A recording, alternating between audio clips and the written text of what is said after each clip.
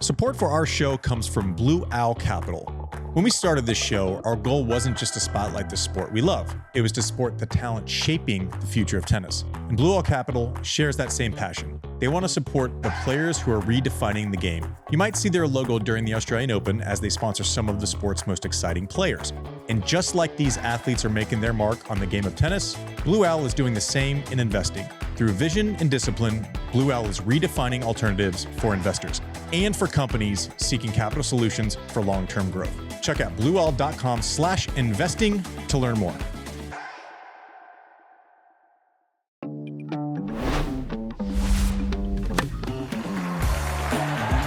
Welcome to the Australian Open Draw Show, right here on Served, presented by Blue Owl Capital. This is fun. This is fun. Why be wrong? Why be wrong once or twice when you can be wrong 1,000 times? That's the way we do our draw shows here on Serve. For those of you that have listened before, you know the drill. For those of you that are new to our show, maybe listening to a draw, special prediction reveal, whatever you want to call it, for the first time, we do it a little bit differently. I have not seen the draws. They are right in front of me. Techie Sean put them down here. This is what you're seeing. Haven't seen it yet. So my first reaction is here for you. JW and I, we don't just, most prediction shows pick the winner, right? I could sit here and very easily go, yeah, Sinner and Sabalenka, that sounds pretty good. I'll probably get half of that right? No. We like to be way more wrong. We go into the weeds. We pick it all the way through. We'll pick someone to go to the third round, matchups. We'll get into the weeds a little bit. So put on your nerd hats and let's get to it. Producer Mike, how are you today?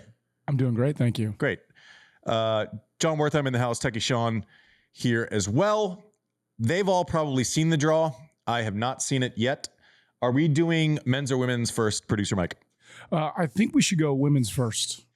Before we get fully into this draw show, I do want to acknowledge that all of us have a lot of friends who this draw show is fun. It'll be funny. We'll make fun of each other for past picks. It's light, it's bright, it's fun. Start of the tennis year. We do have to acknowledge that we all have friends who are living in devastation right now. Whether you lost your houses, Pacific Palisades is pretty much gone. Tennis Channel Studios on the edge. Our friends there. I'm sure a lot of the employees at Tennis Channel have been affected by this. I've been in touch with friends that I know from the tennis world that live in Los Angeles that were either on the edge. I know friends that have been evacuated. You have friends, 3 or 4 friends that their houses burned down. Where you got married, Producer Mike, I think no longer exists. Sounds like it's gone. It is tragic. It's hard to wrap your head around the images that you see and make it real.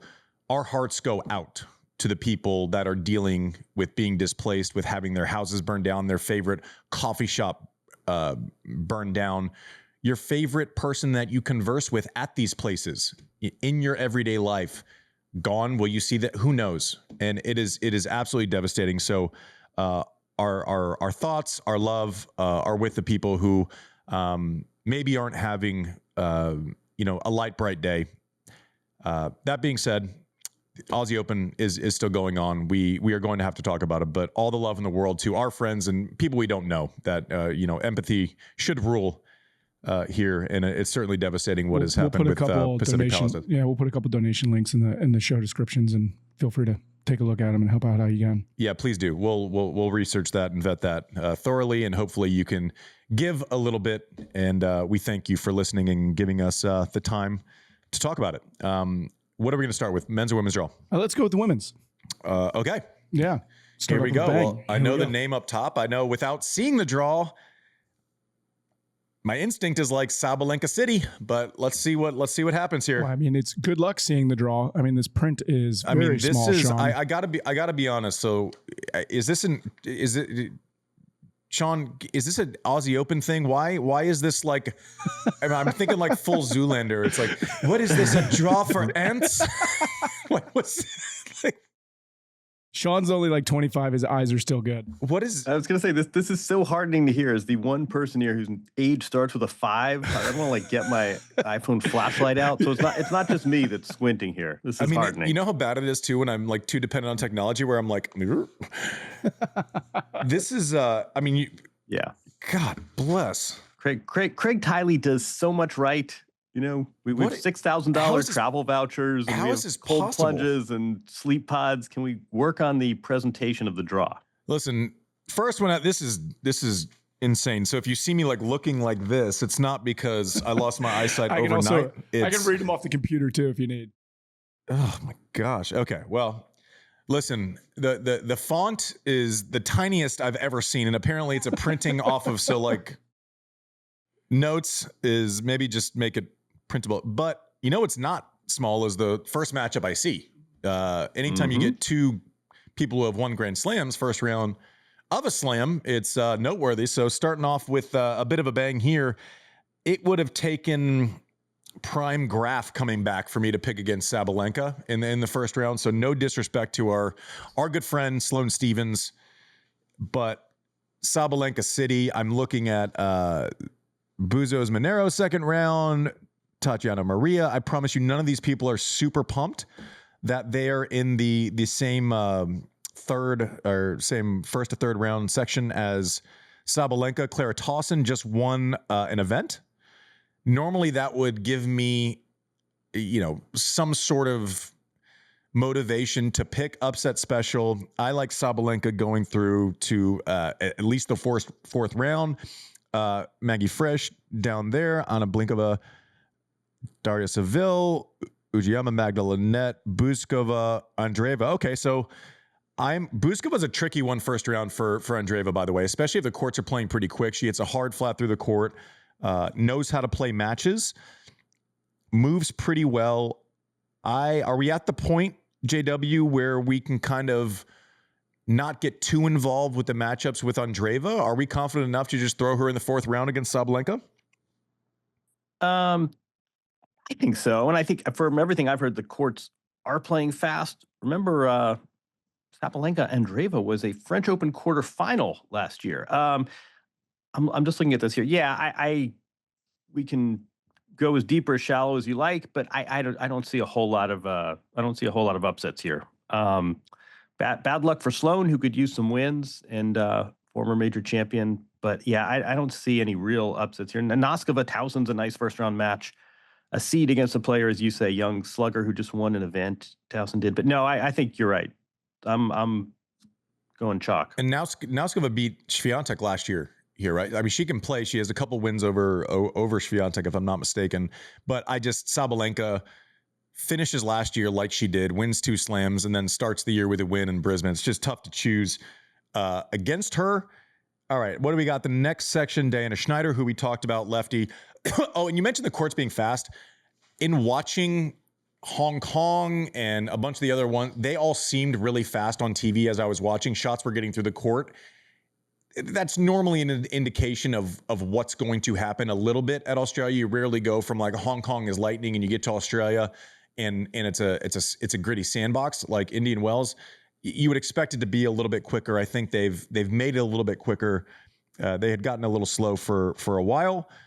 Diana Schneider, first round, Cochireto. I like Schneider going through there. Ashlyn Kruger just beat Paula Badosa last week against Ayla Tomljanovic. That's going to be, the Aussie.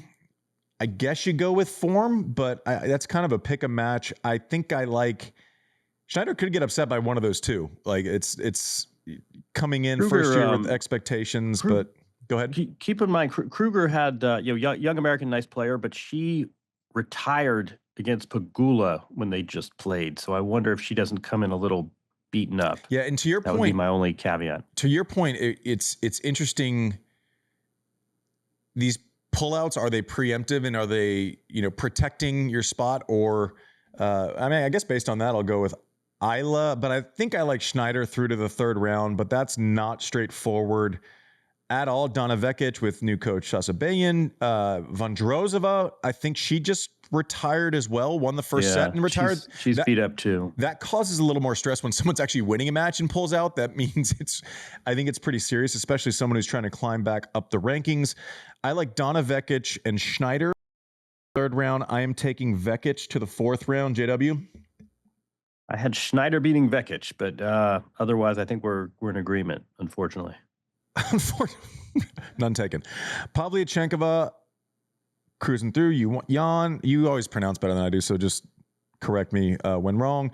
Queen Wen is down at the bottom. I don't see anyone taking Queen Wen out. I have Vekic and Queen Wen. Save your comments. It's a nickname. Queen Wen Vekic in the round of 16. You have Queen Wen and Schneider in the round of 16. Is that correct? Or did you pull upset special? No. Nothing fancy so far. Coco and Sophia Kenin. Sophia Kenin upset Coco first round of where did she beat her in a slam? Wimbledon.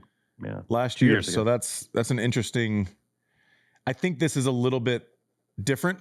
Kenin obviously his ball flight on the grass goes away. Coco, a full 180 with confidence since that match. Very interesting. Sophia Kenin has won in Australia before. I'm not choosing against Coco in her recent form, obviously winning year-end finals and then running the table at United Cup, beating Swiatek there as easily as she has before, 4-4. First time she's ever kind of 4-4 is a pretty comfortable win on the tours. I'm not going against Coco. It would take something crazy. I'm looking at the draw. Jinzhen, Boots, Layla. Can I just sidebar real quick? Sure. Isn't it funny? You've got two Americans. They've each won a major. They're not far apart in age. Actually, Kenin has a major win over Coco. And to me, this is like a 95-5 match. I mean, I think this says a lot about Coco. That on paper, you'd be a casual fan. You'd look at this and say, oh, man, this is tasty. And yet these are, as I see it, two players at totally different levels right now. Yeah, and Kenin, it's not just that win over Coco, because obviously she won and then she kind of had to come back. She beat Sabalenka in Rome last year. This is not someone that top players want to see first round. I think what we're doing is no disrespect to Sophia Kenin, who I'm a big fan of. She, a lot of variety, switches directions, great. I think it's a big deal the way that she's been able to find her way back to the tour. But I think it just speaks more to the form that Coco has had for the last 3 months, or even going back to just post US Open. Yeah, so it speaks to more just Coco's form, winning year-end finals and carrying it right into the next year, just serving better. It's weird. She said she had an average serving day at United Cup, and it looks a lot different than her average serving days from March of last year to early September of last year. So I like Coco moving on. It would have taken, that's about as uncomfortable a first round draw as you can get with Sophia Kenin. And I still like Coco. I don't know that I would choose against her here. So Leylah Fernandez, third round. I like Coco through to the fourth round. And then Karolina Muchova. Against Podoroska, I like that. Osaka against Caroline Garcia. Not going to be a lot of rallies in that one. They're looking to just throw uppercuts right away. Osaka coming on. We don't know what the status is with her abdominal strain. Bencic, Ostapenko. Welcome back, Belinda Bencic. Has been away because what does that sound you hear? Is that feedback from your mic, or is that the upset bell? Oh, your upset meter. Would you like to take a walk first? I'll take it. That's on my board. What are you taking? Bencic, man. Bencic over Ostapenko. Book it. It's a decent one because Ostapenko is just all over the place. I like what you're doing. I feel like it might be with your heart a little bit there, JW. One thing you will notice is that JW often makes his picks based on the stories he wants to write a week from now. Dude, you're giving up the game. Got a little return from maternity leave. I will not follow you there. I I think Ostapenko. I do like Muchova to beat Ostapenko. I think it's Coco and Muchova in the round of 16. Who you got in the round of 16 there, JW? Yeah, I mean, I might talk about storylines and sentiment trumping. I mean, Naomi Osaka, two-time winner. She's, we all know this return from maternity leave hasn't gone quite as swimmingly as she's hoped. She comes to Australia, she looks great, and then all of a sudden she's got an injury, and now this draw.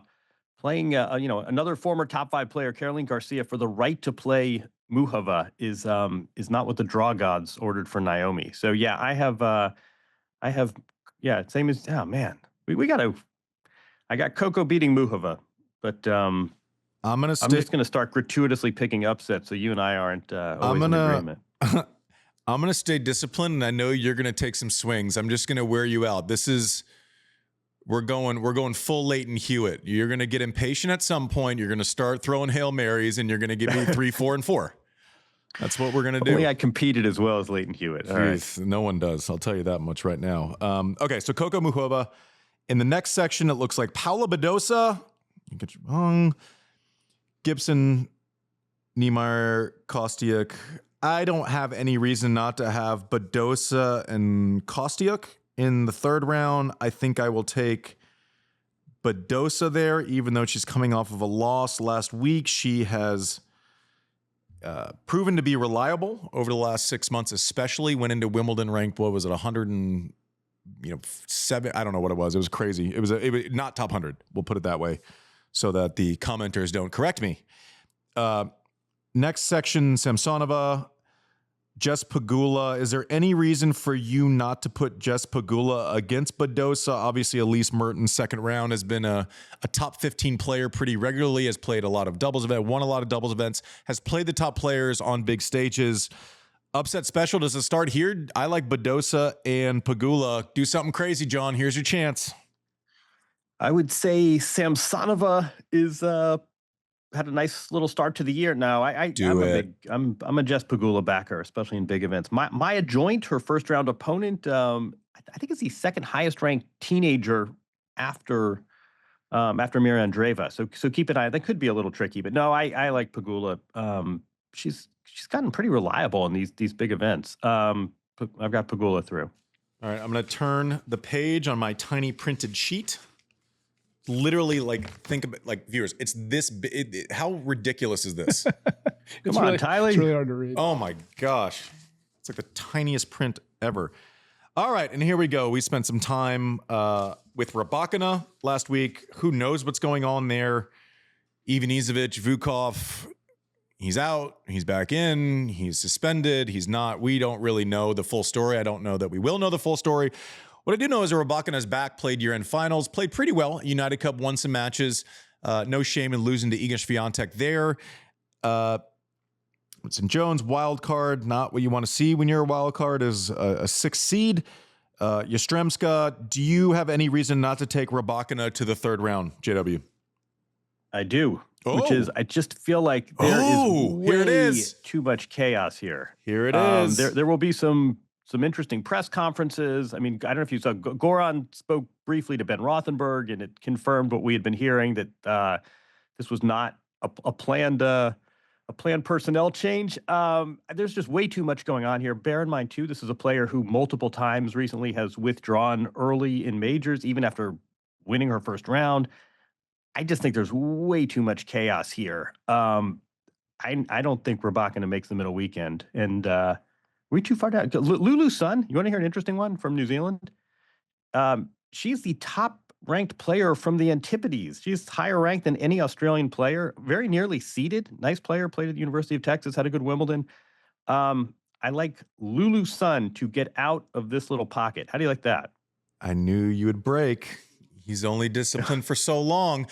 For those who didn't assume that everyone listens every single week, even though we hope they would, can you explain the Ivanisevic of things just quickly? We don't have to go into balls and strikes on the relationship, just what you were referring to as far as Goran maybe not knowing that Vukov is back in. Is that what you were alluding to, JW? Yeah, Rybakina made an off-season coaching change, and in the fall, she announced Goran Ivanisevic would be joining the team as her coach. Everyone sort of made the assumption she was making a break from her embattled previous coach. And then we had first week of the year, we had a very strange set of circumstances where Rybakina announces actually the former coach is in the mix again, not replacing Goran, but is back to being part of the team. The WTA responded to that by essentially saying, "Wait, he's serving a provisional suspension. He won't be allowed on the grounds." Goran Ivanisevic clearly did not anticipate this, and he chose his words cautiously, but we had heard this, and he seemed to confirm this, that he was a bit blindsided by this personnel move. There's a lot going on here, and the player will be asked about it. It's not a pleasant situation. That does not militate in favor of playing strong tennis, even for a player who's been to the final of this event 2 years ago. I don't think Rybakina is a player you want to back these days. It's actually a wild thing. I can't imagine if I would take a job with someone coming off of a long-term player-coach relationship that she had previously, work for 3 or 4 months together, show up in Australia, and then all of a sudden she releases a statement on social saying this person's coming back in and not knowing about it. That I don't know that, is there precedent for that? I don't know that that's a crazy, I'm trying to imagine myself in Goran's shoes, assuming what he's kind of alluding to and what the assumption is behind the scenes, and sources have confirmed it, that he did not know that this was going to be released. That's a crazy thing to happen, right? Yeah, compounded by the fact that this was not a tidy breakup. Remember, there were rumors that there had been a suspension. When all those stories about Goran becoming the coach were sort of this great exhale by the tennis communities. Thank goodness she's going in a new direction. There's a new voice. There's this infusion of joy now. It's quite a dynamic, as we say. It's not ideal for good tennis, and we'll probably get a little bit more clarity when Rybakina goes to her next press conference. But bottom line is, it's not a good situation on any level. It's a strange situation, I'll tell you that. Yeah. Next section, very interesting. Maddie Keys, Irina Begu-Minen, Danielle Collins down there at the 11th seed. I like Keys to the 3rd round, and this is where I actually do it. I think Keys makes the 4th round. I think that's where Rybakina goes down. I'm not ready to take the upset special before the 3rd round, but I got Keys in the 4th round. JW, who do you got coming out of that section to the 4th round? Oh, just you wait. I've got Keys, and I've got her a lot farther than the 4th round. Oh, she's looked terrific. She's married. She's That's always, what we call foreshadowing. If she stays healthy. Wait, what are you saying? Foreshadowing. Yeah, exactly. Short answer, I like Maddie Keys. We all like Danielle Collins, but she's had a rough go of it. I think she's lost her last 6 matches or so. I don't think she'll lose to a qualifier in round 1, but this is not peak Danielle Collins. Maybe she turns it around. I'm just looking down here. Yeah, I have Maddie Keys like with bold face, underlines, and italics here. Okay, so we'll say in that section you have Lulu playing Keys. Keys going through the 4th, but we're not going further. We're going to go 4th round, and then we're going to dive in on the actual hypothetical matchups, because what is sports coverage without talking about things that aren't real yet? Yes. Let's just dive right in. Danielle Collins, we should say, has made a final and a semi at this event before. Loves playing it. She is streaky. When she is on, she is borderline untouchable. I don't know that there's a better ball striker. When she's trying to find it, it's a little bit different, and she has been trying to find it for the better half of last year. We love the Danimal. Mike loves the Danimal. I hope she finds it together, because it's just great. It's fun. She emotes. Yeah. She's fun to watch. She might get pissed at someone. Let her rip, tater chip. I got Keys going to the 4th round. Next section, Haddad Maya. And the other seed in that section is Katie Bolter. JW, I'm going to let you lead this one. Katie Bolter, newly engaged to an Aussie, no less. Haddad Maya is a really nice player who just doesn't. I think we talked about her. She's probably six feet tall, a lefty, and just doesn't tend to get it together in the majors. I think I'm going to pick her going through, because I don't see a whole lot of danger. Svitolina back from the surgery. She's in the mix. Talk about rooting for storylines. So that's under the I've got Haddad Maya here. I'm jumping the gun here. I've got Haddad Maya. All right, I have Bolter beating Haddad Maya to get to the third round. Ooh, and pow.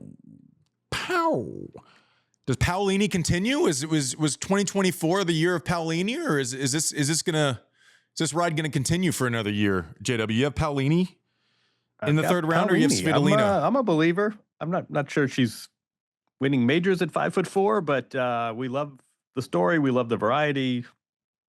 Good athlete, good speed. Pow. I like her. So you have Keys and Paolini in the fourth round. I like on my draw. I use nicknames half the time with the people. I just put pow. Pow. It's more pew pew pew for her than pow. I think it's pow. You didn't watch it last year then, because it used to be pew pew pew, and now it's pow. She turned it in 2024. Full sound effect. Emma Navarro. Mike, can you nominate this segment for an award, Mike? The last 90 seconds or so has really been some of our give best us all work. the Can you awards. just clip that? Like a Razzie or something. No, dude, it was brilliant. Obviously, you've never worked on anything good and don't know what it is, Mike. Because that was brilliant. Emma Navarro, Peyton Stearns. Tough to bet against Emma, against most players at this point. Ooh, Ange Jabeur, Sakari, a lot of stars of the game that maybe haven't been playing great recently, and I think that's a bit of an understatement. They would probably tell you the same thing. Kazetkina.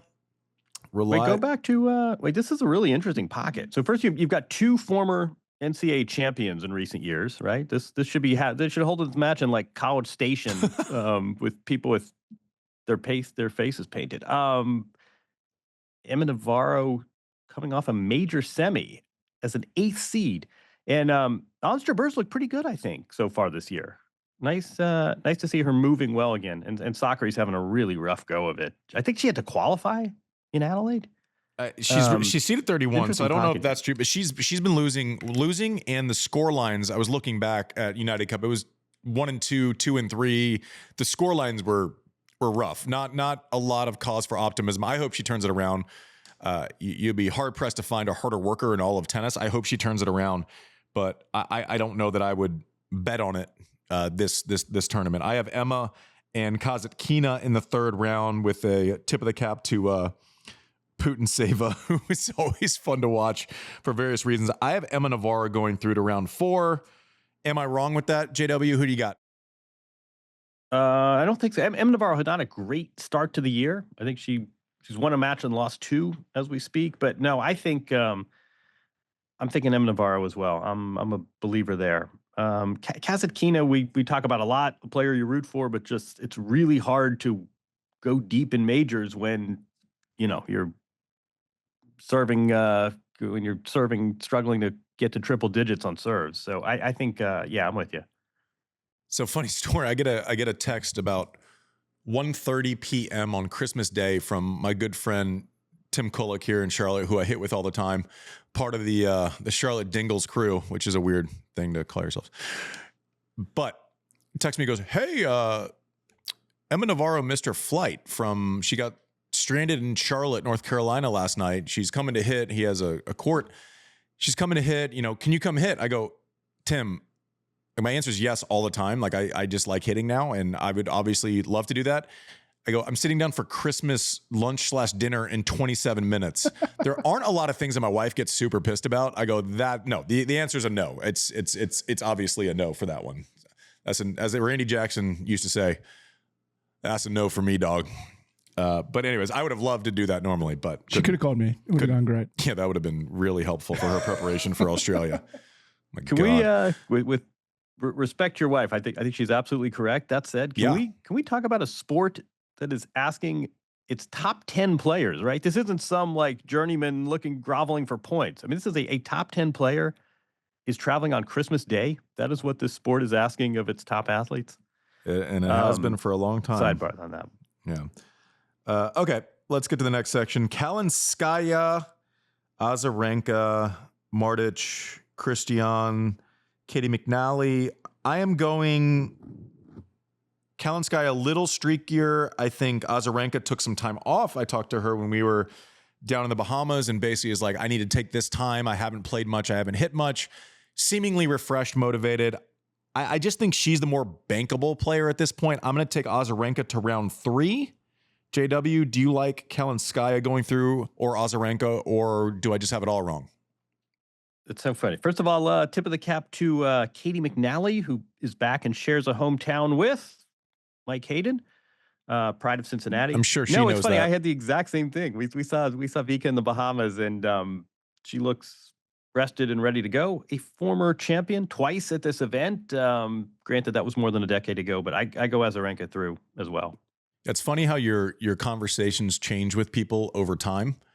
Whereas we got to tennis a little bit, we were talking about it, but then it instantly went to our kids' reviews of the water slides at Baja Mar.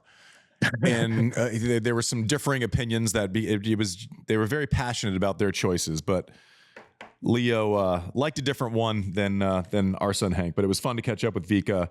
Iga Swiatek down at the bottom. Good wins, beat Rybakina, United Cup, lost to Coco. Obviously, the offseason was weird for her with the positive for melatonin and then the, I guess, bluff of a suspension that she had already kind of served, contaminated substances. They had proven that the entire supply was contaminated, but Iga Swiatek, not someone that is thirsty for all the attention off the court all the time, highly motivated, highly disciplined, wants all the successes and deserves all the successes on the court by virtue of her talent and process. But not the first person, not like a Jannik Sinner where it's like head down, just ignore everything. I think maybe she talked about it. I was just scared that people thought I was lying, even though I was sure that I wasn't. Any reason to not take Swiatek to the 4th round here, JW?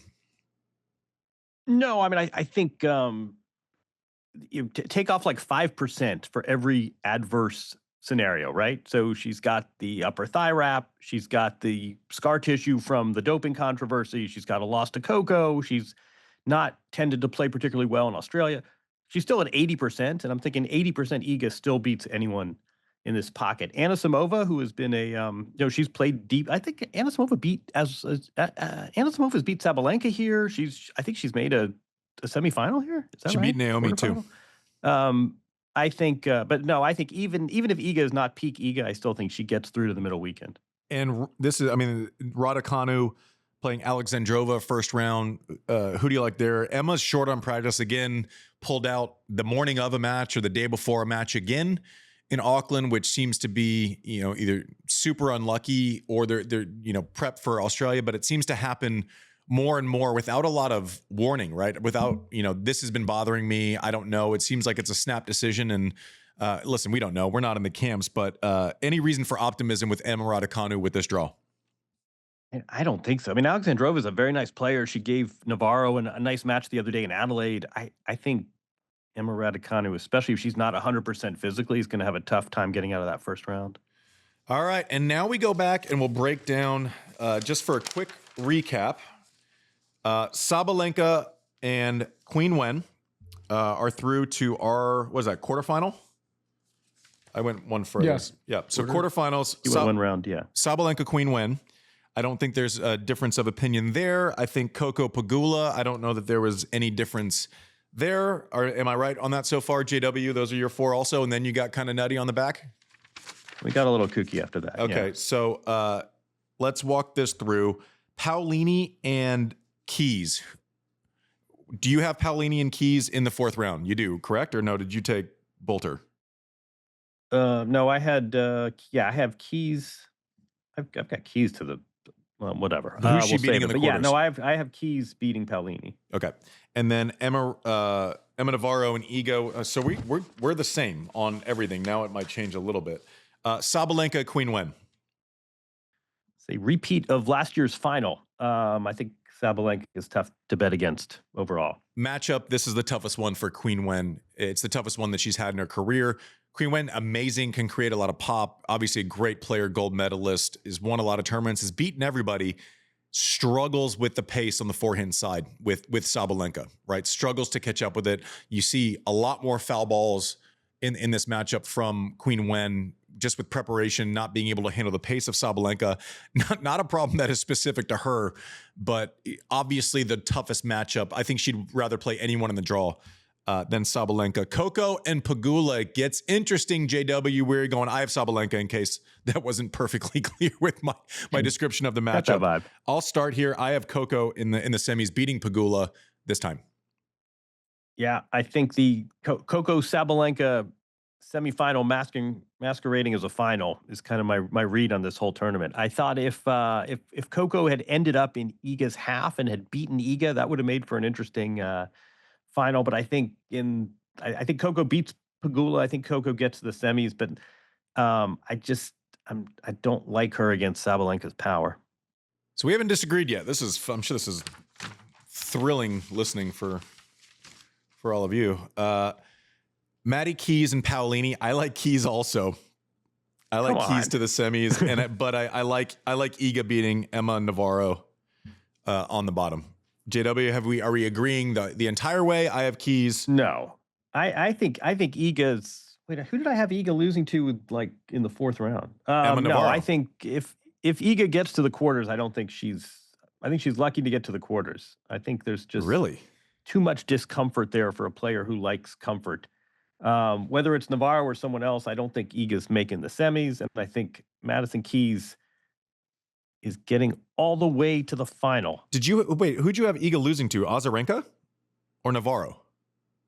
I didn't know. Last year she lost to Noskova. She's lost. Last year, how far back do we want to go? She's finished 2 in the row. She's won 5 slams. Let's say she's losing. Well, let's say she's losing to Navarro. Okay. I think she's going to beat Navarro. I think Iga is going to be in the final. I like Sabalenka over Swiatek in the finals of the Australian Open. Does Keys win your tournament? JW, how far are you going? I was really tempted to go there. No, I don't think you can quite do that with Sabalenka and Coco in this kind of form, but I've always thought that Maddie Keys' ball striking is so powerful and so pure. And, she's married. Things seem to be going well for her off the court. I think she's a really dangerous player. You're giving a lot of credit to I Do here, aren't you? The what? Are you giving a lot of credit to I Do here? Yeah, exactly. Yeah, I'm giving a lot of credit. You know what I'm giving a lot of credit to is like good mindset. And Maddie's had so many mid-tournament injuries too, so that's obviously a factor, but this is a former major finalist. She still hits that huge ball. I'm still on the Madison Keys train. All right, so we differ finally. I took the crazy route of Iga over Keys, but I like Sabla. Coming into this draw show, I was 95% sure, without seeing the draw, who I was going to choose as the winner. I think especially on hard courts, I think Sabalenka, especially in majors, has proven that she's different. And she came in, won Brisbane. As soon as she won Brisbane, I think that was already written in, regardless of what these tiny names on the page say. But I like Sabalenka. John and I both like Sabalenka to win the tournament. Yawn. You guys have Americans doing pretty well.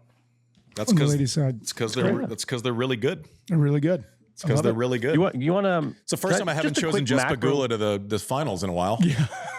Yeah, exactly. That was a good pick. Just a quick macro point on this whole event.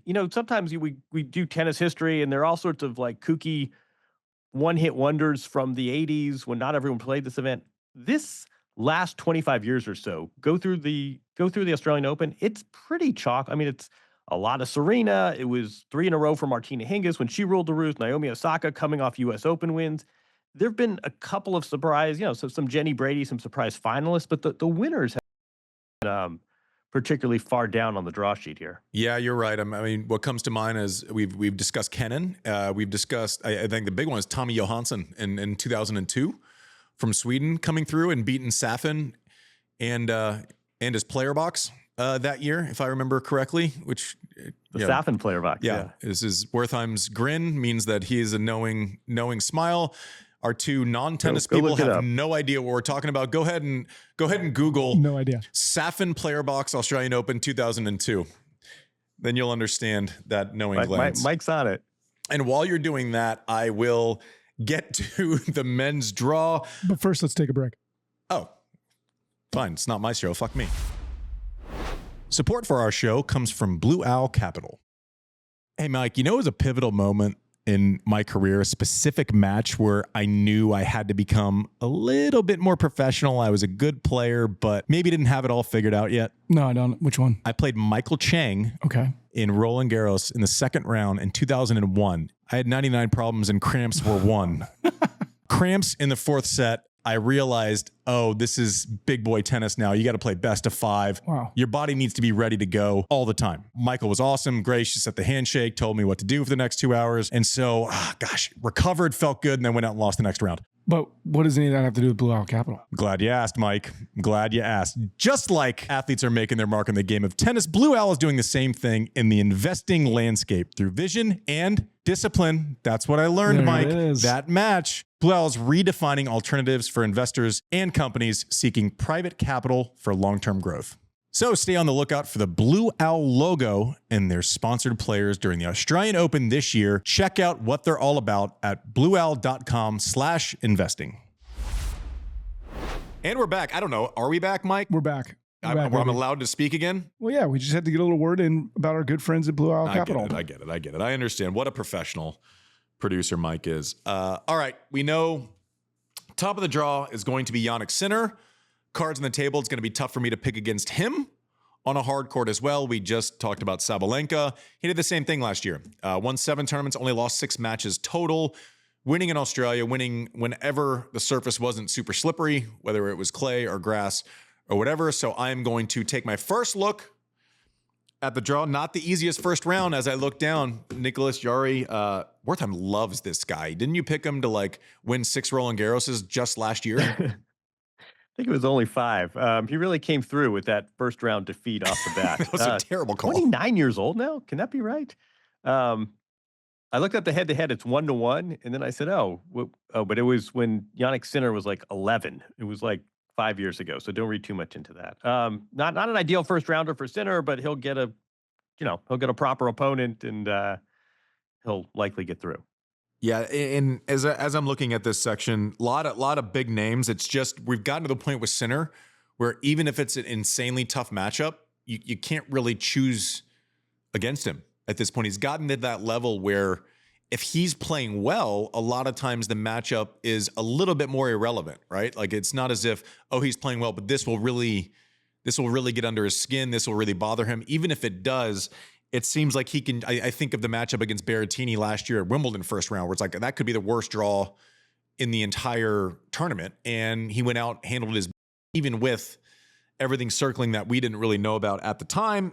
Sinner is going to, Runa is the 13 seed. I don't think he gets there. I think I like Matteo Berrettini, Cam Norrie first round. That is a popcorn match. Norrie got in trouble. Didn't he hit a fan in Auckland? I like Cam. I love Cam Norrie. I think he's a workhorse. I have nothing but respect for what he does. And he did not get defaulted in that. Am I correct? Techie Sean, is that what you said? I don't believe so. So you can't throw a racket or hit a ball and hit a fan and not get defaulted. I hate this where there's no clarity on this rule. Right? Novak gets defaulted He's from in the New US Zealand, Open. though. Isn't the rule it's like Mickelson in Winston-Salem. If you're from the home country, don't you get a pass? Only if you play for Great Britain. Yeah, right. No, he was for the record, he was very apologetic. But he's a good dude. Of course he would be. Yeah. Yeah. I like Hurkacz. I'm taking Hubie through. We got a bunch of matches at United Cup to varying levels of success, but has played using a Wilson racket now. Sinner against Hubie. Do you have someone else against Sinner? And I'm assuming Sinner's in your is getting through to the third round at least. JW. This is the year of Holger Rune. His boat is the engine stalled out last year and it was sort of puttering in the fjords of Denmark, and now he's ready for action. But why? You just wanted to use the word fjord. I just wanted to use the word puttering. I think I don't know. I mean, I'm not a huge Hurkacz believer. Just when matches tighten, he tends to tighten with it. I don't know. Is Berrettini going to get through? Do you like Berrettini over Rune second round? He plays double Z first round. Rune doesn't have any. Rune has a brutal draw, and he hasn't been playing well early this year. 21 years old, fresh legs. He's got the wisdom in the coaching box. I don't know. He's too good a player to lose this early in a major, isn't he? No, he's proven he's not, especially on hard. He hasn't won a match like hardly ever at the U.S. Open. No. You take Runa. You got Runa. You can have him. The good thing about this show is we actually get, we're making silly predictions, but we'll get some answers. Well, some of us are. All right, let's go. Let's go to the next one. Tsitsipas, Alex Mickelson. Uh-oh. Ooh, what's that noise I hear? What's that beeping? Hype horn? That one, I'm gonna just put a little. Is that gonna be our upset horn? Little circle That sounds around like Adrian that one. Brody when he did that ill-advised Rasta skit. They got him kicked off Saturday Night Live. Yeah, we need an upset horn. It's beeping. I think Mickelson's got a real chance here. I do too. I don't know if I'm completely committed yet, but I am looking real hard at it. Hatching off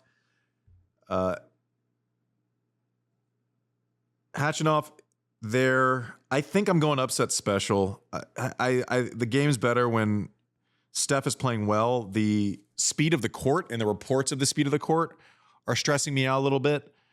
I'm going to go Mickelson, and this is probably just a homer pick if we're being honest, but he played well. I think he made the quarters. Auckland losing to our new favorite player, who John will talk about in a little bit, from Stanford. I like Alex Mickelson through. In the next section, Cerundolo, Bublik. Demon's going to like. Okay, well, that makes it simple. I'm going to go Demon. With the Cerundolo section, Van de Zandschulp. I mean, no one wants to play Van de Zandschulp first round at a major, do they? Or second round at a major? So the guy who beat Carlos Alcaraz at correct. the U.S. Open, but it's hard to pick against Alex de Minaur. Zizou, in this little pocket, isn't it? Berg still making a run the week before. Demon, I have Demon and Sinner in the last 8. Does that make sense to you at all? Unfortunately, it does. Yeah. Yeah. Okay. Over Holger Rune? No Rune to beat Sinner upset from you, huh? I mean, weirdly, if Holger gets there, he can actually, maybe he has the upside there, but he's got to get through 2 really tough matches to even have a shot. Like legit hard. Yeah. No, I'm. Nope. Sinner and Demon. Next one's interesting. Taylor Fritz and Jensen Brooksby. I think if you remember the U.S. Open a few years ago, Taylor Fritz had to play Tracy's son, Brandon Holt, in the first round, and it seemed to get in his head that he was playing a fellow American. It was a match he was supposed to win. He knew the guy's game. He didn't have much animosity. This is someone he knew quite well from Southern California. It did not. It did not lead to Taylor Fritz's best tennis, and he lost that match. I don't know. Maybe there's some similar vibes here. He'd rather play someone from a different country or someone a little more obscure. He knows Brooksby's game well, but Taylor Fritz has been so good. And keep in mind, he's coming off reaching a major, reaching the final at his previous major. I think Taylor Fritz breezes through this match and breezes through week 1. Oh, okay. Wait, hold on. Time out. I'm not going to let you get away with that easily, because your guy is sitting there waiting for Taylor Fritz. Pecci Pericard. Don't just gloss over that shit like you haven't been singing about this guy for the last couple of months. You like Fritz over Pericard. I hate to say this. Yeah, you're going to give me shit for this. Pericard, by the way, number 7 with the odds makers. You think people haven't taken notice of this guy all of a sudden. But I worry about best of 5. And you can serve great for an hour. Look at Monfils' results so far this year. As we speak, he is in the Auckland semis. Has actually played really well defensively. I don't think this is I don't think this first round match, Monfils against Pericard, is a gimme. And then if you're giving me Taylor Fritz in a best of 5 match with his experience and his sort of tennis IQ against a guy who's just serving bombs, I love Pericard. I think it's a lot more than serve botting, but I don't think Taylor Fritz is going to get upset by this kid. Do you? The matchup's awkward because Taylor likes rhythm. He likes to be able to kind of be the enforcer. I'll tell you this much. It's not the draw that Taylor Fritz wanted to see, because a lot of it's going to be out of his control, right? Like when you're playing these monsters, it's going to get to 4 or 5 all in a breaker. I think you have to give a tip of the cap. I'm taking Fritz. I'm not choosing the upset. I just think less of you because you didn't. Is all. Best of five, man. He didn't Changes really everything. commit. He didn't Well, really but commit. the part that it's like he goes, I'd take Fritz to the 3rd or 4th round without even mentioning his guy, like as if we were gonna like gloss over the fact that Pecci Pericard's his guy, and we weren't gonna at least acknowledge that, right? Wait, I thought you would have said 38-year-old Gael Monfils. They're countrymen, Yeah, two that's different all generations. great. Gael's playing great. Great. That's super. But Gael is not the guy that you're talking about as the breakout star of 2025. What about number 7 with the odds? Are you gonna wait? Do you okay? Hold on. Are you committing? We're spending too much time on this, but I can't. Sorry, Mike, I can't lay off of this. So you've mentioned Monfils. Are you taking Pecci Pericard to even get to Fritz? Or you have Monfils upset special? I think he gets to Fritz. I'm just saying this guy. I mean, look, I love this guy, and some of this is probably just emotional more than anything. I don't think a 20-year-old in best of 5 matches playing a very tough first rounder is a guy who's going to take out Taylor Fritz. You know my kid's favorite thing to eat for breakfast is on school days? What? Waffles. It's waffles. Oh, all right. Ben Sheldon, Brandon I guess they Nakashima. flip-flop. This is no, they wear flip-flops while eating waffles. What's that sound I hear? Oh, is he doing it? Yeah. Hypeborn. Shelton Nakashima. Are you doing it? Yep. Wow. I am. He's doing Nakashima over Shelton. Shelton loses first round of his warm-up event. So Nakashima, and then you look at, I don't think, some really, really good players. Bautista, Agut, Chapo, Arnaldi, Musetti playing well out of the gate this year. Do you have Nakashima to play Fritz, or do you have Musetti to play? Yes? No. I'm all in on Nakashima. Gosh, you know what Wertheim does? Flip-flops? Well, but when you take an upset, you ride that upset like 3 rounds. Like you won't, for the life of you won't take Nakashima to upset Shelton and then have Nakashima lose to Musetti. Which by the way, that's completely counter to what statistically happens so often, which is, Van de Zandschulp beats Carlos Alcaraz and then barely shows up for his next match. But no, I think Nakashima's only a few spots away from getting seeded, so it's really unfortunate for Shelton anyway. But I think Nakashima. I'm a Nakashima believer. We need to shorten this. We need a portmanteau, but I'm a Nakashima believer. Yeah, he's been great. He had a great summer last year. I like Fritz out of the section. I like Musetti. Wait, so who did you take, Shelton or Nakashima? I'm gonna take Shelton just because he didn't, and that's fun. But I think his concern for Shelton in this matchup early in the season, I think Nakashima gets some help on his forehand side when the court's a little bit quicker. I think it's not going to stress him at all on the backhand side. Great 2-hander, is strong enough to knock down Shelton's serve.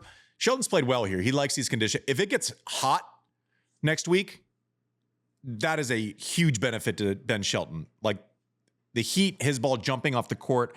I'm going to take Shelton. I'm going to have Musetti to get to Fritz only because of that Nakashima matchup, right? It's a bit of a hedge. I think Musetti is more likely to be there than Shelton, but I think Shelton's going to have to get through Nakashima and Musetti. I like Musetti's draw to get there a little bit better, even though in a head-to-head matchup, I'd probably take Shelton. So it's a bit of a hedge, but either way, it doesn't matter because I like Fritz getting through that section. All right. Next one. Ooh, this is it. This is the one. This is what I've been waiting for. Love Rublev. Tip of the cap. Has been a monster of the game for a while. But here it is, Fonseca. I have randoms texting me about Fonseca. Like people that are kind of tennis fans going, like his name is kind of, and by randoms, I mean producer Mike. It's just, he is one of those names where you expect him to have a 5 next to his name at some point in the next 2 or 3 years at a major. I think he's that good. I am taking Fonseca first round against Rublev. Are you taking Rublev, or is the excitement too much for you, JW? No, can I go on a 30-second rant here? This guy is, everyone has identified this guy as a talent. It's from a part of the world that, frankly, we could use some more tennis talent from. There hasn't really been a lot of Brazilian talent since Guga. He goes and he wins in Jeddah, the next gen final. And what do? Tennis makes him qualify for the next event. So he doesn't have a 5 next to his name. He has a Q next to his name. What does that mean? It means he's not only crossed oceans, but has played in a lot of tennis. And I worry, young kid, he's already had to play 3 matches, the tons of talent. Everyone's talking about him. Can you not give him a wild card? And now he comes and he plays a seed with 6 sets under his belt. I don't know. Fully disagree. You disagree? Fully disagree. If your ranking hasn't gotten you in, he played all last year. He was healthy all that. You don't get a free pass because of the next gen. Wouldn't it be nice if the next gen winner, the young talent you've identified as the future star, gets an automatic in instead of some Aussie who's herding goats during the year? So you just take it away from an Aussie player because it happens to be the first Grand Slam of the year? Yeah, 100%. Yeah, not 100%. I mean, I actually like what that. other I think make the next gen, winning the next gen even bigger. Fine. I think it's exactly great. But there has to be, what are you giving the Australian Open for that? Like, the ATP doesn't run the Australian Open. There is a very clear and very talked about divide between the tours and the slams. The tours have exactly no leverage over the slams in any decision making. So how does this actually get done past prospect, past Easter Bunny? Prospect everyone's talking about is more deserving if wild cards that's not the conversation. Give players a boost. And all right, whatever. Let's not go down. But my point is, I wish this guy didn't have to qualify for the main draw, because now I worry what his stamina and durability will be like, especially against a veteran seeded player. So I love this match on paper. I think Rublev gets through a very tired kid. Yeah, I don't disagree with you. The next one, Sonego, Wawrinka. Let's see how many more trips around the tennis sun Stan Wawrinka has. Hopefully it goes well. I like Fonseca either way, but I bet JW's taking Fonseca. How far are you riding the upset? Let's see if I'm right here. No, I'm not. I would on paper. Oh, but sorry, you took Rublev. Excuse me. Yeah, I don't think he's beating Rublev. Does Francis get through that section over Rublev? You ever see 30 Rock when they do Liz Lemon? Yes. We do Lululemon for Francis. Keep an eye on his attire and his footwear when he makes his debut. I think Francis gets through. Oh wait, so you got that? So you got that text from Max Eisenbud too? Let's continue on, shall we? I think Francis. I can't wait till I can see the smirk Francis now. in his new attire gets through here. I like Francis getting through as well. Poprin, Mute, Hijikata, Mitchell Kruger. Good effort, Kruger, getting through qualies there. Lernatine, no, he ripped City last year in Challengers. This guy, lefty, can create some speed on the ball. I don't think Poprin gets through. You like this one? Hijikata getting through to play Medi, has started the year pretty well. But obviously I like Medvedev going through to face Francis in this section. You taking anything else, JW? I don't know where Medvedev, he obviously didn't play any tune-ups, didn't play any exos, and people wondered why. And then he gave us a pretty good alibi, pretty good excused absence there. Congratulations to him, became a father for the second time. I don't know how that will impact his performance. It might be a disguised blessing. He'll get a good night's sleep, and maybe this gives him some head-clearing perspective. Former finalist, I like Medvedev to get through here. You mentioned Lernatine, though. Yeah. If I'm not mistaken, he didn't play any warm-up tournaments last year and was a set away from winning the tournament. So I'm not worried about reps for Medvedev. Not many people have gotten more over the last 5 years than he has. I like Medvedev. I just have a hard time picking against him best of 5. I love Francis. I love Francis more in majors than I do, the other however many weeks out of the year. But I like Medvedev. I like Fritz to get to the semis, and I jumped the gun, but here we are. That's what I like. We'll get back to that. We'll get back to the quarter matchups here in a second. Novak Djokovic, and can you pronounce Bazavaredi? I've been exploded onto the scene in Auckland this week, and at least the semis, and who knows when you listen to this, might be even further. Give me a little bit of backstory on the man that will take on Novak Djokovic first round.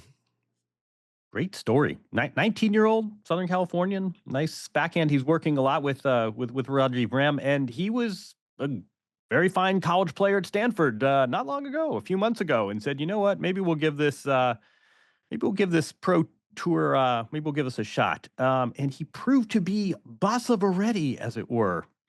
You can edit that out. No, he's won a lot of matches, made the next gen, just beat Alex Mickelson. He beat Tabilo also in Auckland. 19 years old, really talented kid. Not a huge ball striker, but hits bigger than he is. I think he's only about maybe 5'10", 5'11", a buck 50, but actually plays pretty big. This is a real talent, and he's very close to the top 100 already. Do I think he's going to give this guy was a Stanford undergrad taking like engineering classes a few weeks ago, and now he gets to play Novak Djokovic first round of the Australian Open. It's keep an eye on this kid. I don't think he's necessarily giving Novak much of a match, but it's been a really exciting few weeks for him. Yeah, but if you're Ram and you're in his corner, at least you can bank on the fact that Novak hasn't had much success at the Australian Open over the years. Right. Historically, it's been a bit of an Achilles heel for Novak Djokovic because some years he didn't win. It's tough. He's lost to like at least 3 people there over the years. Anyways, I like Novak through the section.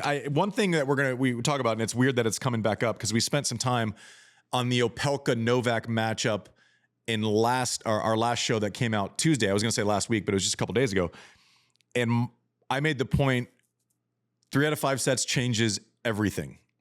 And so I think Opelka Novak, assuming Riley is somewhat healthy, I think he gets through that section, but Mahach is so good. That Mahach-Opelka matchup is either one of those guys wouldn't surprise you if they were in the semis of a slam at some point. I feel like Mahach is going to be maybe top 10 this year. Who knows how that shakes out? It doesn't. I'd take Novak either way, but 3 out of 5 sets matters. And you mentioned it, big servers over the course of 4 or 5 hours in the day. How much less likely is Opelka to pull off upset special against Novak 3 out of 5 sets versus 2 out of 3 sets in a covered indoor court where the serve sounds, it pops, the toss is always in the right spot. You're not having to throw it up to avoid the sun. All of those factors we might see in real time that we gave some time 2-3 days ago, right? Yeah, I think that's a good point. I think that's why we're as happy as we are for some of these encouraging results. I think that's why we're not reading too much into a Perricard or an Opelka transferring that to deep runs at a best of 5 major. And then the next section, my sleeper for this year. That's your boy. He's not a sleeper anymore. Why? Because he won Brisbane? Yeah, That's a 250. I mean, still a sleeper? Still qualies? Yeah, because He's seated. It helps me be self-congratulatory as long as he's still a sleeper. So obviously he's still a sleeper. Okay, so Goffin, Bronzy, Fognini, Dimitrov, in case you wanted to watch an excess of talent on both sides of the net in a first rounder. I obviously can't go against Lehechka here. Like I will pick my sleeper through to lose to I don't know that I can take him over Novak, but I'm telling you, Lehechka can play. Who do you have come out of this section with Dimitrov and Lehechka, or is it a Fognini, or is it a David Goffin? I think you're selling yourself short. I think Lehechka is. I don't even think it's a close call. And Dimitrov, I don't think is 100% physically. Okay. I think Lehechka's getting through this, and I'm not sure this is where his ride ends, but we can get to that in a minute. Ooh. So we got Novak and Lehechka matchup.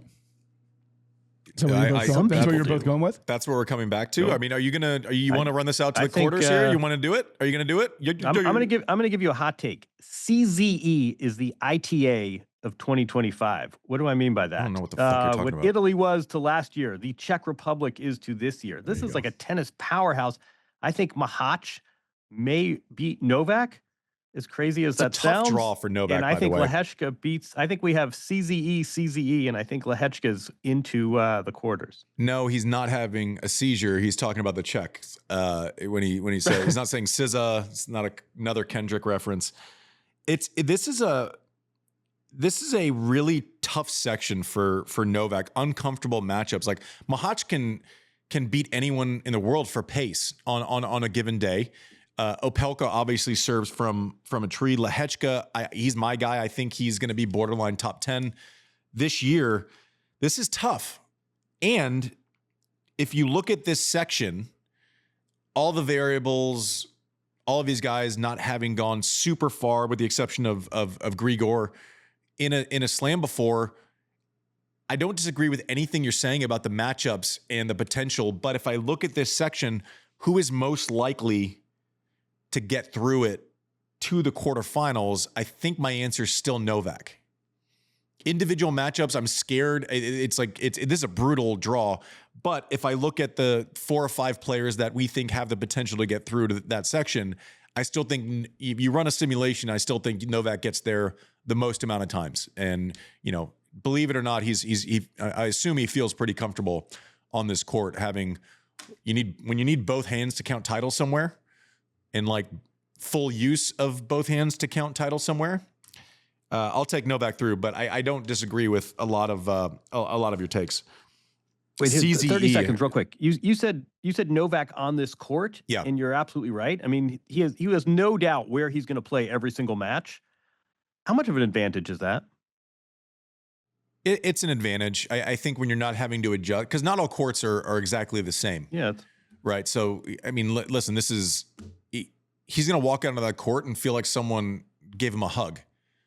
Like he knows the way it bounces. He knows the way it sounds. He's been in this before. You have a given memory set on a certain court. So yeah, I think it matters. And none of these players are going to play there before they play him. Right. It's not as if Grigor is playing a top Aussie prospect, or it's not as if, Lehechka is going to play, there before. So it's going to be their first time this year, at least, and probably first time overall for some of them. How much does that matter against an Opelka? Big servers like kind of tight courts. For some reason, it makes the serve feel bigger. If someone can create some space, go back, that matters too. So yeah, I don't think it's a nothing factor. I think we get carried away with a lot of this stuff sometimes, but I think Novak and his track record, that's a great point. As much as I hate to give you credit for it, JW. Waffle flip-flop. It's like that one section was like, I'm eating an Eggo while wearing Tevas is what that was. Which is maybe a bad combo. Tevas technically on a flip-flop. That's how bad it was. Yeah. They're Brazilian, like Fonseca, though, right? I got caught. I got out of it. Yeah. Technically, you're also right. All right, let's get to the next one. Unless you guys want to hear about footwear.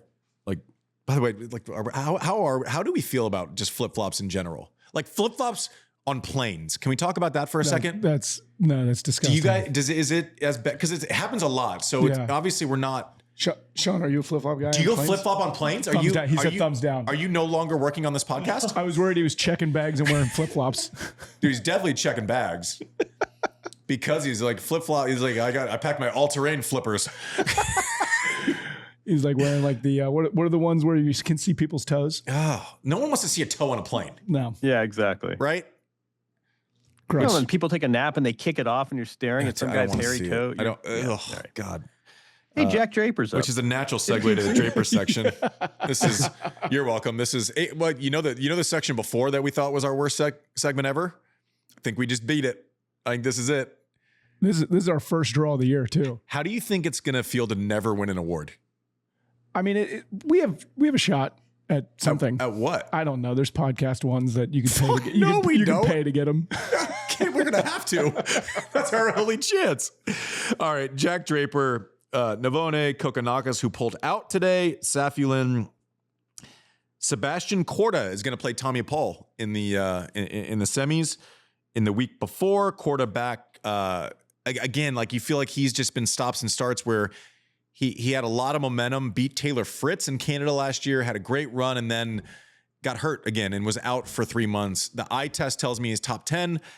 Hasn't quite gotten there yet. The Draper Korda section, who do you like coming out of this section, JW? Korda at the event his father won about a quarter century ago. No, we had Korda on Tennis Channel playing Davidovich Fokina the other day. It looked like two players almost playing a different sport. I mean, they're close in age, close in ranking, and it was like, I think it was like 2 and 3. Korda looked terrific. Yep. And this is a guy, he's beaten Medvedev in Australia before, seems healthy. That's always the asterisk. I think Korda's got a real chance to go deep here. Oh, okay. We'll get to that in a second. But you're not worried about Draper, Kokonakis second round. I have Draper through to lose to Korda. I don't see a lot of issues to that point. If we go to the next section, Jordan Thompson, who, by the way, a professional, like winning, he just knows how to win matches. He's a high IQ tennis player, doesn't get a lot out of the forehand side, but when you watch him play, you feel like he's always correctly attempting to solve a problem, right? Like I watch his matches, and even if he loses just based on merit, where, he's going up against a sinner, at least what he's trying is what I feel the consensus would be on high level tennis brains in the room. I have a lot of respect for the way that he goes about his business. That being said, Alcaraz, no. Are you Alcaraz Korda in that section? Yeah. Are you taking Korda over Alcaraz? Because you had mentioned no, we're getting to the quarter. We're gonna get to the quarters. So Korda Alcaraz. Are you gonna? I know you look like you want to do something. Nope. Korda Alcaraz. Who are you taking? And then it gets interesting. Well, it gets interesting if you make a pick on Korda Alcaraz. I think Korda, provided there are no injuries that flare up in the first week, has a real shot. So he's gonna have this. He is Lehechka. He's really taking this Czech thing far. It's like even sons of Czech players he thinks are going to break out here. Like CZE. God, not to be confused. I think. Wait, seriously. I think we got some memo with the Olympics. I think you have to call it like. I wish Martina were here to correct me. You can't say Czech Republic anymore. It's like Czechia or something like that. They were saying that. Is my mic still working? See if that catches on. It is. The official, the country now is Czechia. They were saying on Tennis Channel the other day, and apparently it was correct, and I didn't know what was going on. Okay, so you have Lehechka and Korda in that section. Just saying. Interesting. All right, down to the next one. Casper Ruud, Munar. Ooh, that's a tough one.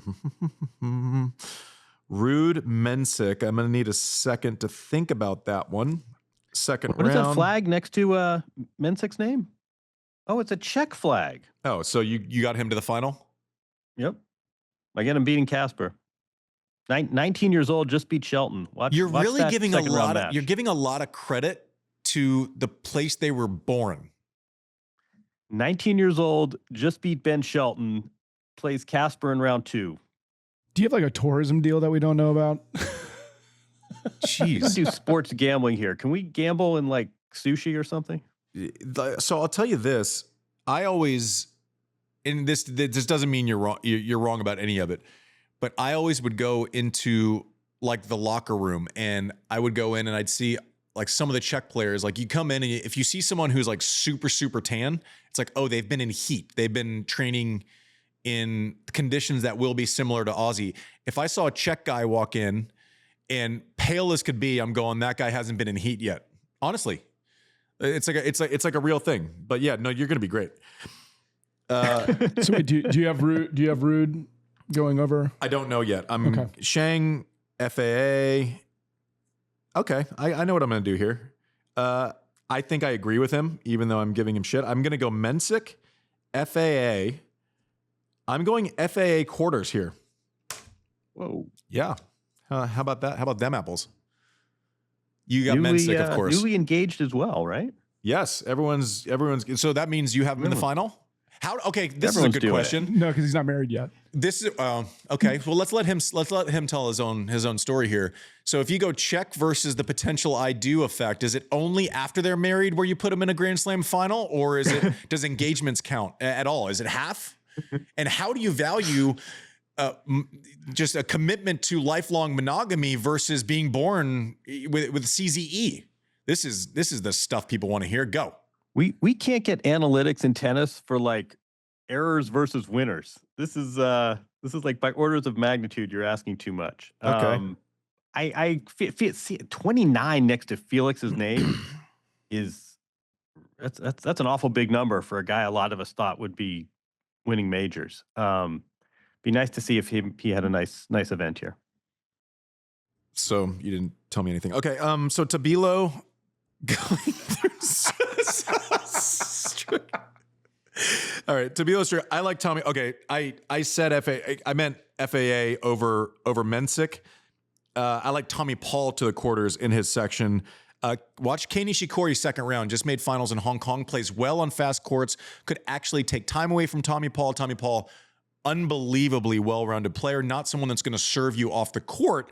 So that one I have circled as a potential upset special, but I'm not going to choose against Tommy Paul. Playing Korda, has matches in pre-Aussie Open. So if you do you have Paul or Mensik getting through to the quarters in that section, or are you going high porn on Nishikori over Paul second round? No, I look at that pocket for Tommy Paul. This again, a guy who's been to the semis of this event. I think Tommy Paul has a very nice. What's that show? You ever see that show? Is It Cake? I wouldn't go quite that far to call this a cake. This is a really nice pocket for Tommy Paul, though. Tabilo, the only seed in his little quadrant, just lost to Bassa Berretti. I like Tommy Paul in the Is It Cake pocket. Your kids watch that show, by the way? Oh, yes. Our kids can't get enough of it. Can't get enough of it. All right. I just had visions of my daughter going, "That's cake! It's cake!" I'm like, and I'm going, "No, it's not." And it was. Anyways, okay. Ugo Humbert. This is hard-hitting stuff. Humbert hasn't quite gotten off to the start he wants this year. Oh, Arthur Fees. Who do you have in the, if we were going, so when you guys have heard before this podcast, we have to say everyone's name correctly, but whenever I went to France, it was Roddick, and I had no say in the matter. So if we were doing, since we're in a gym in America, who do you have in the Humbert Phils section? I think I'm filling with Phils. Quick hat tip to Habib, the first Lebanese player to ever make a major. Oh, that's cool. Main draw. That's awesome, cool, right? But I think Artie. I think you're right. By the way, I think we've talked about this before, but it was always like Venus Williams. I'm like, she's only the number one player in the world, and you can't get her name right, but somehow like you mispronounce, Richard instead of Richard Gasquet, and you're a Philistine. Yeah, if you say Richard Gasquet, it's like you walk the plank. Right, but I'm saying, but they can say Venus Williams. I'm like, yeah, she's only number one in the world. Maybe you want to, anyway, yeah, I like Artie. Why even go that far? That's pretty formal. Just go Art. I might go Art for Parisian. I like Art. Yeah. All right. Baez, Kuzo, another Art. Fernley, Kyrgios, Zverev. So a lot of question marks here. JW, have you heard any update on Zverev's injury? We undersold that, by the way, last week when we were talking about United Cup. We didn't talk about it, and we should have. This guy is in the tail end of in the finals of a slam, potentially every year. Do we have an update on what's bothering Zverev at all? I don't. There was a photo. I mean, I'm going off Twitter. This is, we'll be in Santa Monica for a tennis channel, but for the record, we won't be on site, unfortunately, which sort of hampers these kinds of things. I'm going off the same thing everyone else is, which is there was some abdominal injury, but he looked like he was good practicing. It's what you were talking about before. It's always hard to tell before majors how much of this is precautionary. You'll win more money for winning a couple of rounds than you will for tournaments. This is what careers, these are the 10 poles. How much of these are serious injuries? How much of this is just, I want to be as close to 100%? I'm going to work on the assumption he's okay. I'm basing that, so it's like Facebook, no fact checking. I'm basing this on Twitter and Instagram, but he does seem to be okay. All right. And Kyrgios, does his stomach muscle feel better because he's not playing Mensik? No Mensik. No checks in the area.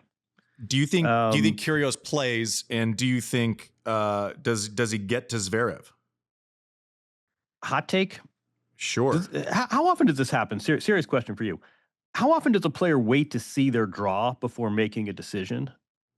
Rarely. So if Kyrgios had to play pick your poison, he had to play a seed first round and said, there's no way in hell I'm beating Taylor Fritz in my compromised physical state in a best of 5 match. He pulls, and if he says, I've got, a British player barely in the top 100, maybe I can play myself into this tournament. Does that ever happen that a player waits until the draw to make the decision? Not normally. But also it normally doesn't happen that you play a match a couple of weeks before a slam, say it'll be a miracle if I actually make it there because of how my wrist felt, and then play a doubles match the next day. That rarely happens also. So I don't know. There are a lot of question marks, none of which surround Nick's talent or his ability to knock off the best players in the world. In full flight, he's the last guy you'd want to see if you were one of the top players in the world. Is he healthy? Where's his level at? And is he fit enough to play 3 out of 5 sets? That was a question in the best of times with Nick. So assuming Zverev, I'm assuming you have Zverev going past Art Phils. I do, but reservedly. And I will say that, it's exactly what you said. In the best of times, you couldn't count on Kyrgios' durability holding up, and these are not the best of times. That said, look at this draw, and if Zverev is in fact compromised, this could be an interesting week 1 for Nick Kyrgios. Yeah, it's interesting because he has matches that he can win with Baez. I mean, I don't know that he could have gone into, and this is no disrespect to Sebastian Baez because he's kind of the opposite of Nick in a lot of ways, right? He's someone who has carved out an unbelievable career, has probably approached Nick's career high at some point of 13, maybe just shy of that. I'm sure he's been around 15, 16, 17. I don't know if we can check that, but uber professional. You're not worried about him being prepared. Is kind of stays under the radar. But if you had to choose a seed, if you're Nick Kyrgios, to play second round, the matchup against Baez with the way that you serve versus the way that he plays on a hard court is probably the one you would choose. And then listen, we talk a lot about Nick, but when he plays the top players, he shows up. When there's not the pressure set of disappointment, he shows up as his full self. So as far as draws go, if you're Nick Kyrgios, you're seeing this and going, oh, this is me time. Like this is, no disrespect to the other 3 players, to get him to Zverev, leaps and bounds with talent, the most talented player in the section. And then he gets the show, right? He gets the Zverev, the number 2 in the world, where he can do all of the things without a lot of downside, right? And so as far as draws go, this has to be something that Kyrgios that goes down easily, right? That he digests as a show opportunity. I still like Zverev through to the quarters. I need to think a little bit about Paul Zverev there, but let's do what we do and go back. I already kind of ruined this part because I said I'm taking Sinner to the semis when I shouldn't have in the first segment, but it could have been worse. Mike could have told me to just shut up and go to break. He didn't. Even though, but we probably should right now. Fuck off. Support for our show comes from Blue Owl Capital. Hey, Mike, it was a pivotal moment in my career, a specific match where I knew I had to become a little bit more professional. I was a good player, but maybe didn't have it all figured out yet. No, I don't. Which one? I played Michael Chang in Roland Garros in the second round in 2001. I had 99 problems and cramps were 1. Cramps in the 4th set. I realized, oh, this is big boy tennis now. You got to play best of 5. Wow. Your body needs to be ready to go all the time. Michael was awesome, gracious at the handshake, told me what to do for the next 2 hours. And so, recovered, felt good, and then went out and lost the next round. But what does any of that have to do with Blue Owl Capital? Glad you asked, Mike. Glad you asked. Just like athletes are making their mark in the game of tennis, Blue Owl is doing the same thing in the investing landscape through vision and discipline. That's what I learned, Mike. That match. Blue Owl is redefining alternatives for investors and companies seeking private capital for long-term growth. So stay on the lookout for the Blue Owl logo and their sponsored players during the Australian Open this year. Check out what they're all about at blueowl.com/investing. All right, and we're back. So you want to do it all now? Yeah. You want to get us out of break? You want to get us back from break? I mean, somebody has to put this train back on the tracks. God. Guy's literally been able to spell tennis for like 6 months. Producer Mike, who do you like between Sinner and Demon, and why? Sinner, because it's obvious. Fair enough. It's about as good as I could have done there. Seriously. Who do you like, JW? I'd say Sinner because it's obvious. No, I just think it's a bad matchup. A lot to admire about Demon, but I don't think he beats Sinner. Yeah, it's one of the things that we'll continue to talk about with Sinner is like Demon. We talk about what are the best parts of him, and he falls into the legacy and the reputation of Australian tennis in such a great way, right? If we look at all-time good dudes, Laver, Rosewall, and guys that played hard, that you wanted to see, that made you happier when you were in their presence. Pat Rafter, I love Pat Rafter. Leighton Hewitt is the grittiest person I've ever been around in my entire life. And Demon does a tip of the cap and does a service to those players that have come before him as far as Australian tennis greats. That being said, if you look at what he does well, hits a flatter ball, is able to take it early. His wheels might be the fastest person outside of Monfils in a 100-yard dash. And at this point, maybe the fastest person, maybe an Alcaraz, but you get my point. Top 5 fastest players on tour as far as movement and wheels, never takes a day off, always shows up. Played the last 5 months of last year extremely compromised, and he didn't talk about it, right? Didn't play from Wimbledon, the US Open, came up and played, made World Tour finals for the first time. I love the Demon. I have so much respect for the Demon. That being said, you look at what he does well, and then you look across the net and see Sinner and say, oh, he does all of those things probably better and more often, and might have too much firepower there. So no disrespect for Demon, regardless of producer Mike's analysis. But I'm going to go out on a limb and say I like Jannik Sinner to the semis. In this next half, we have Medvedev and Fritz. You can go first, JW. I couldn't do Nakashima.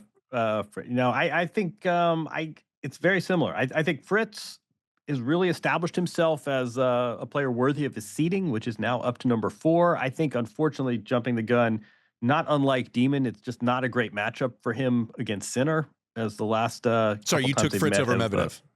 Yeah, Fritz over Medvedev. Okay. Yeah. And then Sinner, the matchup. You go on now with your point with Sinner and Fritz, because I think I'm going to be right behind you on it. No, I think Taylor Fritz is capable of winning a major. I just think that the draw did him no favors, and it's really going to be a tough matchup for him. It's hard to sort of look at X's and O's and game plan a scenario in which he beats Sinner. Yeah, and I think you look at the top half of the draw, a lot of really fun, exciting storylines that aren't going to be talked about enough, like a Berrettini-Norrie first round. These are two guys that have been top 10 and made semis and finals of slams very recently. The Tsitsipas Mickelson matchup, Hachinov is always there.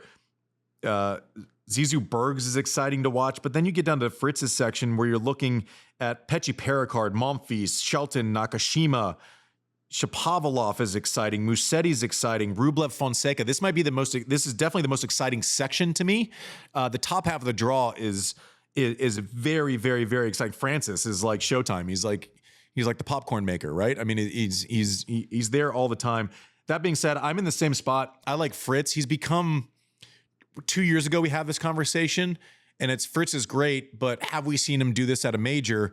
And now it's as if we've seen him do it at a major. We see him do it every week.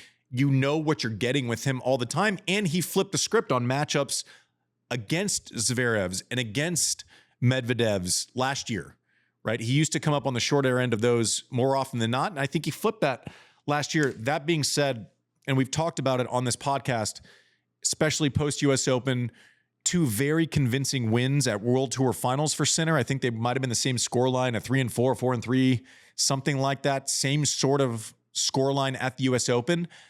It's tough to go through Jannik Sinner, right? You can't just beat him for pace. 1, he hits it as hard as you. 2, he has more margin because there's more shape. And he can get out of the corners and defend better if you do beat him to the punch, which is tough for Taylor Fritz. I was talking to someone the other day, and I said, I don't know that I can have more respect for what Taylor Fritz has done, right? I don't know that he's going to be an elite mover. His ball striking is through the roof. He expects to be where he's at. I have so much respect for Taylor, and something I can relate to from my own career. It's just a brutal matchup in this specific thing. It doesn't mean you're not doing something right. It doesn't mean you're not putting in the yards. It doesn't mean you're not putting in the work. This matchup specifically with Fritz and Sinner, should it happen, is just a very tough one for Taylor Fritz. And I would be fascinated to be in the room with Mike Russell and Paul Annacone as they're trying to problem solve this matchup, which on paper and with recent history has been a very, very tough one. But listen, the fact that we're kind of in this section with a lot of really, really, really tough matchups, players, we're both pretty comfortably putting Taylor in the semis, I think, is a tip of the cap to his progress over the last 18 months, 2 years, 3 years.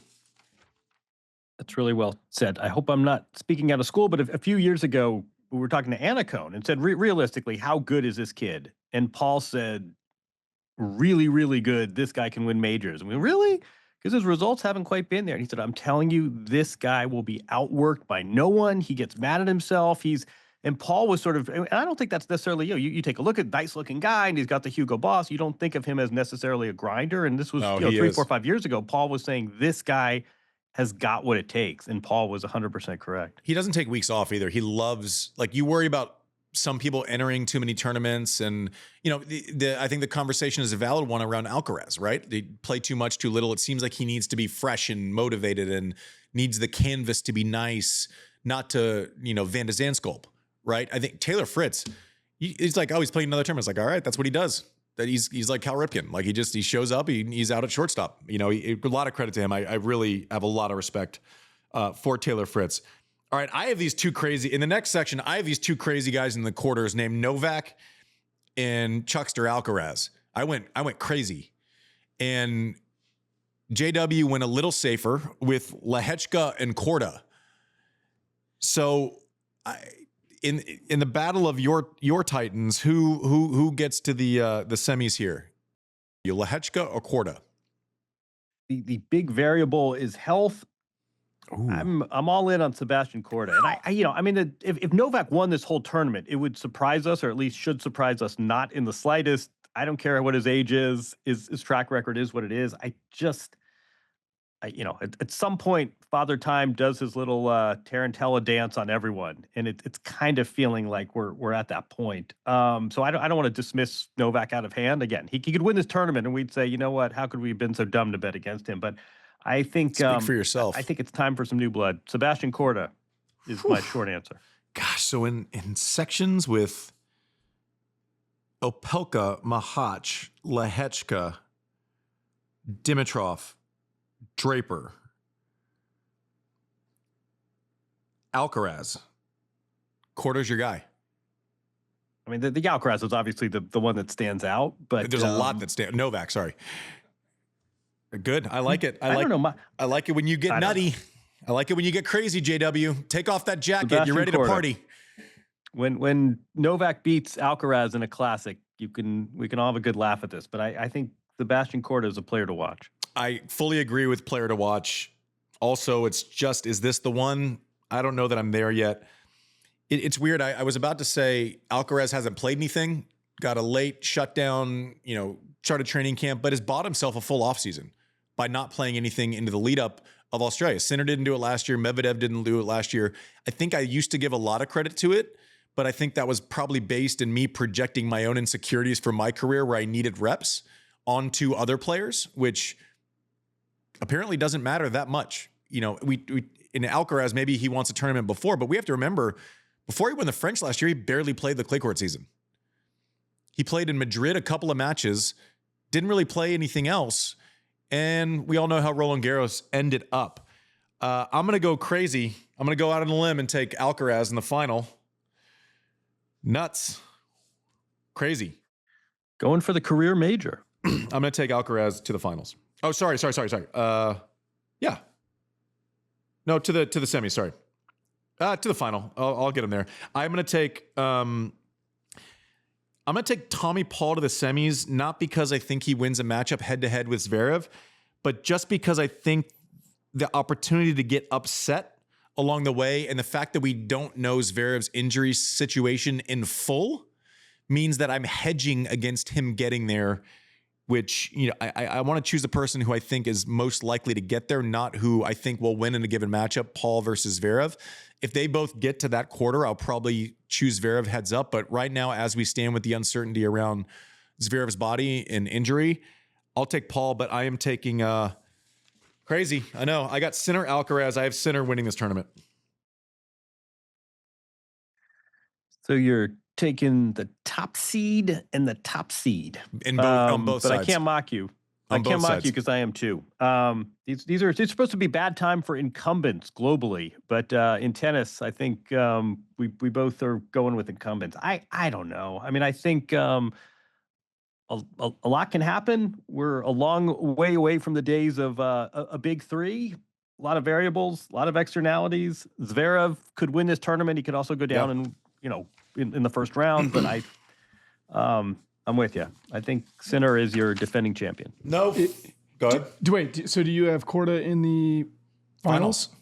No. JW? You have Korda in the finals. Korda and Madison Keys are my off the board picks. Korda, I'm big on Korda. You probably gathered that over the last hour. Because his father's from CZE? Well, I was 20, and was a champion 26 years ago. He was. 27 years ago. So, just a quick, routed one of the most lopsided Grand Slam finals in history, 2-2-2 over Marcelo Rios. Ooh. There you go. There you go. Facts. So quick recap. Andy has Saba and Iga with Saba winning. JW has Saba Keys with Saba winning. And then JW has Sinner Korda with Sinner winning. And Andy has Sinner Alcaraz, real risky. I always Sinner winning. Well, I always sit here, and I think one of the things you get with not really JW, because he likes to take swings. He projects the story that he wants to write, but it's like when you do it match by match, it like, I don't know, if I think Iga is more likely to win that given matchup, then I'm going to choose her. Am I in the business of telling you what I think, or am I in the business of entertainment? I guess it's both, but I think I have to defer to what I actually think and not just making up stories for likes. Oh. What about you, JW? So if Steph Curry is, we're going to cut this if this gets too nerdy, but if Steph Curry's a 90% free throw shooter, right? 9 out of 10 times he's going to make a free throw. Making 2 in a row, he goes down to 81%. Making 3 in a row, there's only and I think you're totally right to view things that way, that in a match, in an isolated situation, you pick the favorite, you pick the better player. I just think over the course of 7 of those, a lot of crazy things can happen. That's why we end up looking silly sometimes. But I don't know. I think at this event in particular, I think it's really hard to go against chalk. I think we need to probably devote 30 seconds to the fact that Jannik Sinner, the player we both picked to win, the defending champion, we don't know if we're going to see him again after this. What will that do to his motivation and mindset? Didn't seem to impact him in New York, but I think it would be remiss if we didn't at least touch on this this shadow. And I think, we have fun with this. It's part of predicting is part of sports. It's the whole reason sports gambling is an industry, but it's an easy way also to look silly. We'll see what happens. One piece of bad sushi, one ankle sprain, and your whole draw goes kablooey. But I think that, I think it says something that you and I, all jokes aside, are so often in agreement on these picks, because you look at these as isolated matches, and how in the world are you going to pick, Novak Djokovic to lose to Bassa Varetti round 1? But you take 7 of those together, and a lot of crazy things can happen. Yeah, and also I want to make the point, like, as we go, we do a fun redraw show where we basically make fun of each other's picks a week later. But it does matter, and I made the point on this Zverev-Paul matchup. You take Paul there just because I know he's healthy, I know he's in form. I think he's less likely to get upset along the way. That might not be true, but save your comments when that matchup does come, and I choose Zverev because I have 10 more days of intel. doubling down against something you don't think, it doesn't seem like something that's rational to me. And great point on Sinner. Listen, it's a very real possibility within 5 weeks we don't see him for a year. And listen, it was his team. Like, you can't get too upset about it. I don't think he personally did something on purpose. I'll never know. But it is your team. He has put himself at risk by virtue of his team's actions. Unfortunate, but if it happens, I'm going to be sad for tennis. I'm going to be sad for Jannik Sinner, but I can't sit here and say it's absolutely wrong. I'd like to see more of Jannik Sinner, a lot less of him. I think he's going to end up, as one of our great players. It's unfortunate, but it's the way it is. I have JW and I both went crazy. Sabalenka and Sinner are our winners. He took a little more risk than I did. You know what I'm excited about? Tell me. I'm excited when the I do effect becomes a real stat. Because I mean, at what point, if this takes hold, do people get divorced just so they can get married again and play in tennis tournaments? Tournament. Yeah, exactly. I don't know what happens there, but props. Thanks for listening to Served, brought to you by our friends at Blue Owl Capital. We'll see you very soon. Just pumped that it's Grand Slam season. Cheers, JW, producer Mike, Techie Sean. What do you want me to do? Do you want me to close the show now? Or now it's time to close the show. You want to give me a prompt to do that? No, I think you got it. Okay, we'll see you next time.